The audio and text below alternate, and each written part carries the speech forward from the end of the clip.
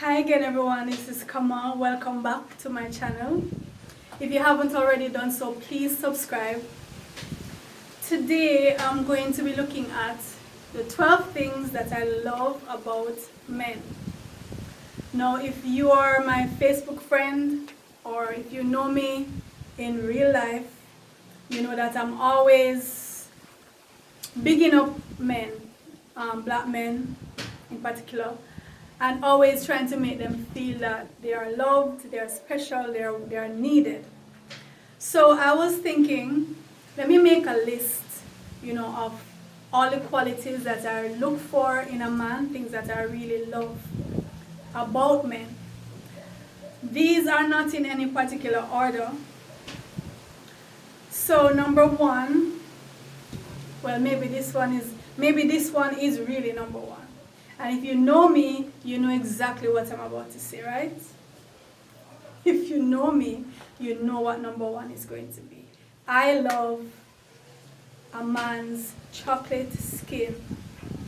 I love looking at a black man's chocolate skin. It turns me on, like I can just stare at black skin for hours, for days, and I get high. Just like how some persons get high from smoking whatever and sniffing whatever and drinking whatever. I get high from looking at a black man's skin.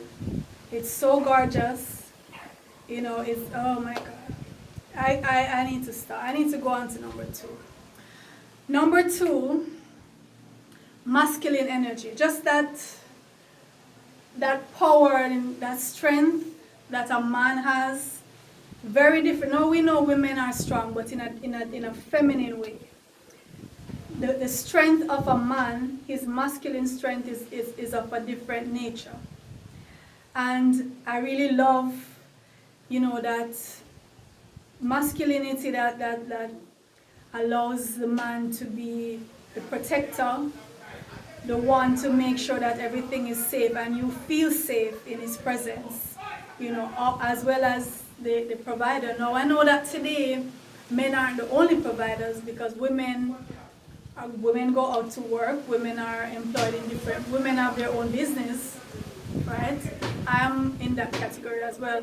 But when I say provider, I think men naturally have that instinct to protect and to provide. We know that society changes and we adapt to those changes, but I think for the most part, men still have that instinct. And I love seeing that strength, that power that comes with manhood. And the fact that, he can handle himself in real life situations. He can take care of business. He can fix stuff. Not that I can't fix stuff, because I love using my hands. I will make all kind of things, whether it's with wood or craft or anything like that. But I love when a man is able to fix things around the house, just to show that he can protect the space. That's something that I look out for. Number three, oh my God, that's what I have for number three. Okay. Number three, I love to see when a man is having an orgasm.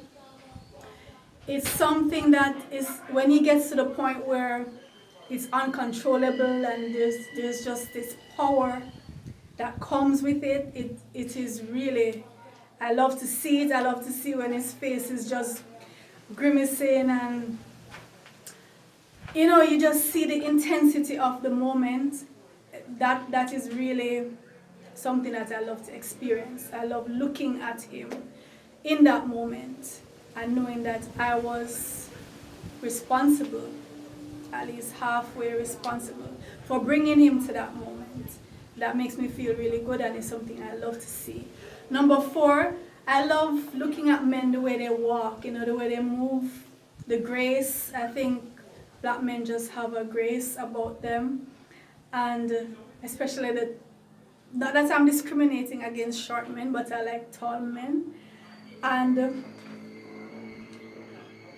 I tend to also like when men, I don't know, like when they have bow legs. In Jamaica we call it bow legs. or when they have not knees. I don't know if it's I go for deformities. I don't know. They are actually deformities, but they look nice when a man has bow legs, or his feet kind of shaped weird. I tend to go for that. I don't know why. Don't ask me why. Number 5. I like when he has a little thug in him, just enough. So it has to be a balance between the thug and the gentleman. So he has to know, how he should be able to curse, use curse words and talk dirty, and you should be able to flex with him that way, as well as he's a gentleman also, and he knows how to conduct himself. So I think men also look for that balance in women too. They don't want it to be a little goody-goody. Well, at least not all the time. You should be able to flex. You should be able to curse. You should be able to be street smart also. And have common sense and know how to handle yourself too. So both ways. I like men who are smart, but not necessarily book smart. That's a plus, yes.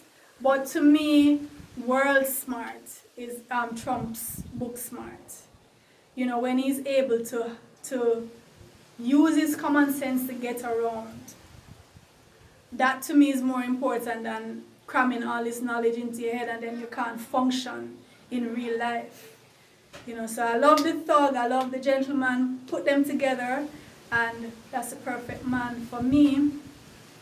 Number 6, I like when men take the initiative in terms of, not all the time, but mainly in terms of making plans, when you're going to be together, when you're going to do things together. I personally love when the man takes that lead, because to me, when he reaches out, when he texts, when he calls, to me it's priceless. I don't know if that's weird, but I just prefer knowing that he is taking the initiative to do it. Maybe that's just a thing with me. It's something that I rather than me calling up to say, are we gonna meet? Are we gonna go out? I like to have him reach out to me. Number 7, I like men who don't mind having pillow talk. Again, if you know me, I'm always talking about pillow talk, because that for me is the best kind of talk, especially in the afterglow. If you've made love and then you're there cuddling and just expressing yourself, talking about things that's on your mind or things that you remember. In that moment, for me, you're so vulnerable and opening up to the person and just being honest. I love that kind of thing. I will talk right through the night, and I'm very happy that, the men that I've been with, they have been able to accommodate that in me, that need in me. Even when they really want to go to sleep, they really try to stay up so I can have my pillow talk. Number 8, hygiene. Everybody loves when their partner takes care of their hygiene, their teeth, their breath. That's a given. But I also love, there's this thing that I love body hair on men. Whether it's on your chest or pubic hair, I love body hair. Don't gang up on me. I know you guys don't like hair. Because I've seen persons make videos and write some comments, oh, that's nasty. It's like, you can't accept yourself with your body hair. That's how you naturally exist. It's very sexy for men to have their hair on their chest. I think it's very sexy. As long as you don't look like a gorilla. Don't overdo it. Don't be sprouting grass. But having your normal hair on your chest and your pubic area, that really turns me on. I think we should go back to the 70s where everybody had their hair and you weren't ashamed of your hair. Let's go back to the 70s, and you all don't gang up on me now. You all shaving off everything. You need to stop. Okay, number 9, I like when men are health conscious. They don't have to be fanatical about it, but at least be conscious of your diet, your exercise, your thinking pattern, what you expose yourself to, the type of friends that you have. I like when men are conscious about that, at least to be moving towards better all the time, trying to improve your diet, trying to put in some exercise, trying to listen to some conscious talks, trying to read some books, trying to do some thinking. You should be able. You can't just be there existing and expose yourself to everything and eating all kind of junk, and I can't have a spouse like that. Number 10. Why did I put that question there? Does size matter? Why is Kamau asking, does size matter? What does Kamau want to know about size? Does size matter? I don't know. I guess it depends on what you do with the size. I don't know. Number 11. Okay, so I love driving beside my man. So when we're on the road and he's driving and I'm just looking at him and he's in control of the car, I feel so good knowing that. Because you see, the thing with me is, when I'm driving beside a man, I have to be all over him. I'm touching him, I'm caressing him, I'm rubbing him down. And the fact that he's able to keep the car on the road, that's such a turn on, that's so great. The fact that he's not crashing the car, in spite of all the nonsense that I'm doing beside him, that is such a turn on. The fact that we don't go over into the precipice and I'm rubbing him down and doing all of this, it's so great to be sitting beside a man and he's driving. I love that. Last, number 12, he needs to be spiritually and politically aware. Now, as I said, you don't have to be, you don't have to feel like I've found myself. I know nobody knows everything, and nobody really finds themselves completely in this world. But at least to be on the journey, heading somewhere positive, doing some inner search, reading books, listening to stuff, contemplating life and looking at your ancestors' lives and what they accomplished, and having a plan. Where's your life going? What do you plan to accomplish? What is your empire going to be? What's your legacy going to be? A man must have that. Just as how I make sure that I have my plan, I'm on the path of growth, so he must be on the path of growth. Otherwise, where are we going? Right? Where are we going?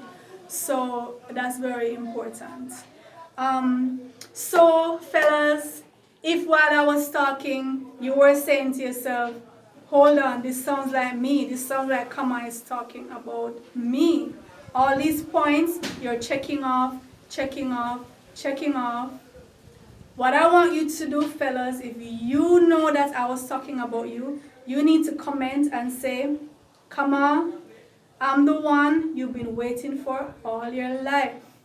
Comment and say, Kamau, I'm the one you've been waiting for all your life. Just humor me, guys. Just write it. Just humor me. And sisters, tell me, what did I miss? What would you include? What would you take out?